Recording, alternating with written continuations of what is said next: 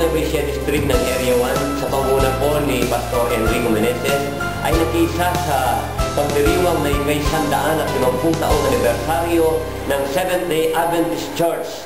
At bilang bahagi po ng pagdiriwang, ang buong Pilipinas na mayroong Seventh-day Adventist ay nagkaisa upang mamahagi ng mga babasahin na mayroong kinalaman sa pamumuhay na may pag-asa.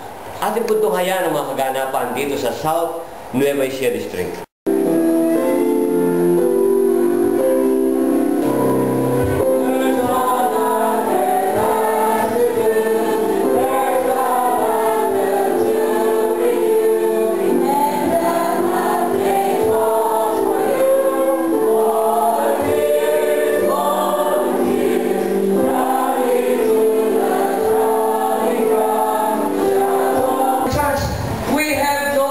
Money to buy that parcel of land.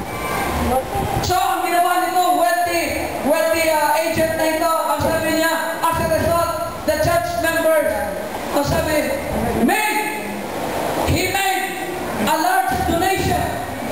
Okay? Sa halip na ibenta po sa kanila, ang sabi niya, i-donate na lang, at ang sabi niya, ibibigay ko na lamang na 57 cents. Ang sabi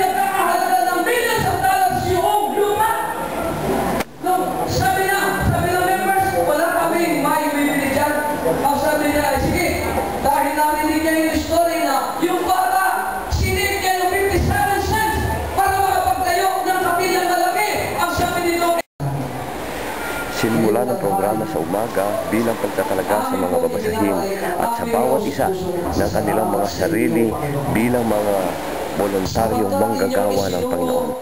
Sa akin, ang inyong bugtong na anak, ang aming Panginoong Jesucristo, upang sa pamamagitan ng kanyang pag-ibig, sa pamamagitan ng kanyang biyaya, amin pong sama-samang tinamo, Panginoon, ang kapatawaran ng aming mga kasalanan, pagbabago ng aming buhay, at katiyakan na buhay na walang hanggan.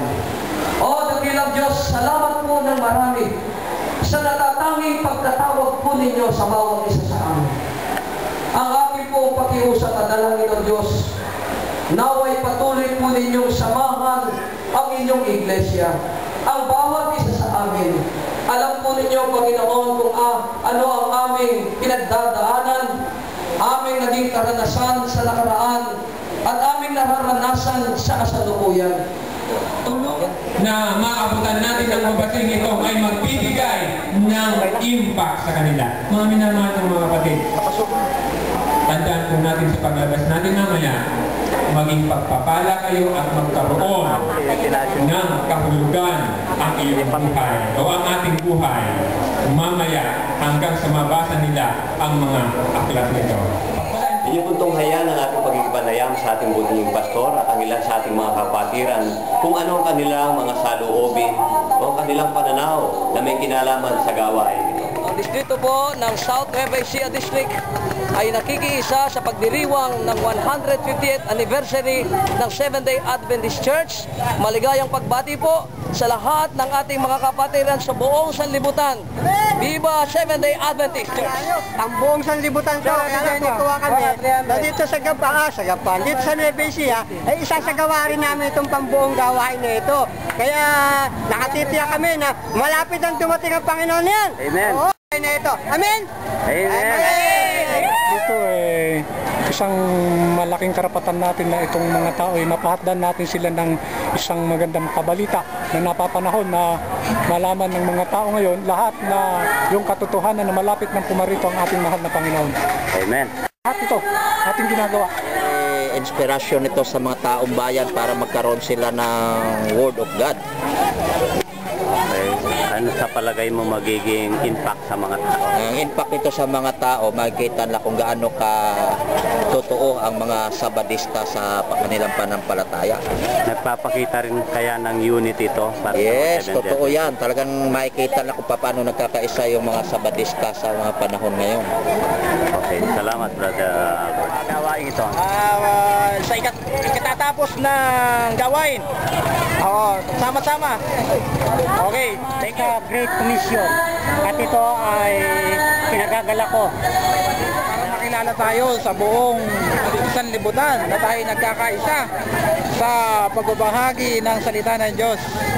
Kaya nakikisa tayo. Ang impact nito sa mga kabataan ay napakalaki kasi hindi lamang po yung social ang na-develop kundi yung social, mental and spiritual na nakakapag-share po kami sa ibang tao kahit nasa simpleng pamphlets lang po na may bibigay namin sa kanila na sana din po pinagpupray namin na hipuin yung kanilang puso't isipan na nawa po ay mapukaw na magising po sila sa katotohanan na kailangan nila ng Diyos. Kailangan po. Okay, thank you. Sabi ko sa gawain natin ngayon ay talagang obligado na tayong gumawa para sa huling araw ng pagdating ng ating Panginoon. Kaya lahat tayo sama-sama gumawa. Ngayon na ang panahon. Magdadala ako ng pabalita ng kaligtasan tungkol sa Panginoon.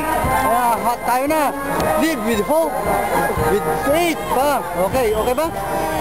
Pagkakataon po magkaroon tayo ng Hope Impact dahil lahat ng mga Adventista po sa buong Pilipinas ay nagkakaisa upang ipakalat po ang mabuting balita natin Panginoon na kanyang nalalapit na pagdating.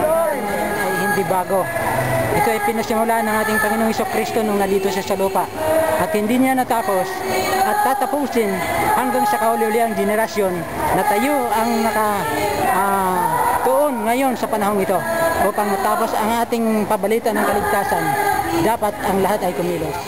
Sa ganap na ikaisa ng hapon, bata man at matanda ay nakabihis ng kulay pula, kasabay ng pagtugtog ng pandareta ng mga musikang papuri sa ating Panginoon.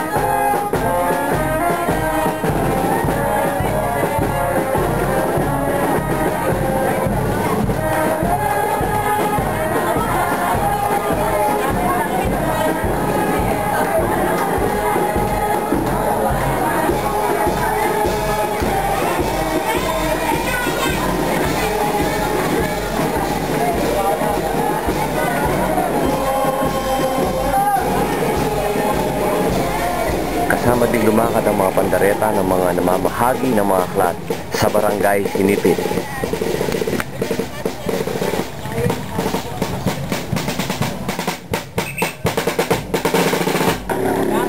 Masayang-masaya ang mga kapatid at hindi may kaila ang kanilang kagalakan habang namamahagi ng mga babasahin.